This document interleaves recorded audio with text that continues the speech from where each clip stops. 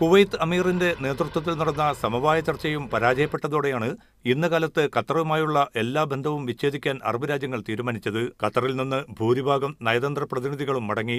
കര, വ്യോമ, സമുദ്രാതിർത്തികൾ അടഞ്ഞതോടെ ഉപരോധ സമാനമായ സാഹചര്യത്തിലാണ് ഖത്തർ.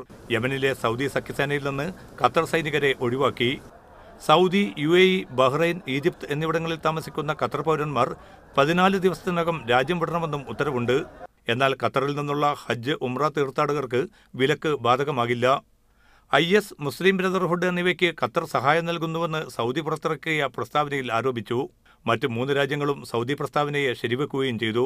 അൽ ജസീറ ചാനലിനെയും വിമർശിച്ചു. US പ്രസിഡന്റ് ഡൊണാൾഡ് ട്രംപിന്റെ സൗദി സന്ദർശനത്തെ തുടർന്ന് ഉടലെടുത്ത അഭിപ്രായ ഭിന്നതയാണ് കടുത്ത നടപടിയിലേക്ക് എത്തിയത്. എന്നാൽ ഒമാൻ, കുവൈത്ത് എന്നീ ഗൾഫ് രാജ്യങ്ങൾ ഇതുവരെയും പ്രതികരിച്ചിട്ടില്ല. തീരുമാനം നിരാശാജനകവും നീതീകരിക്കാനാകാത്തതുമാണെന്ന് ഖത്തർ പ്രതികരിച്ചു. പ്രശ്നപരിഹാരത്തിന് മാധ്യസ്ഥം വഹിക്കാമെന്ന് തുർക്കി അറിയിച്ചിട്ടുണ്ട്. ഗൾഫ് ചരിത്രത്തിൽ സമീപകാലത്തെ ഏറ്റവും വലിയ രാഷ്ട്രീയ പ്രതിസന്ധിയാണിത്. ഇതിനെ മറികടക്കാൻ ഗൾഫ് നേതൃത്വത്തിന് എത്ര കണ്ട് സാധിക്കും എന്നതാണ് ചോദ്യം. MC Nasar, media 1, Dubai.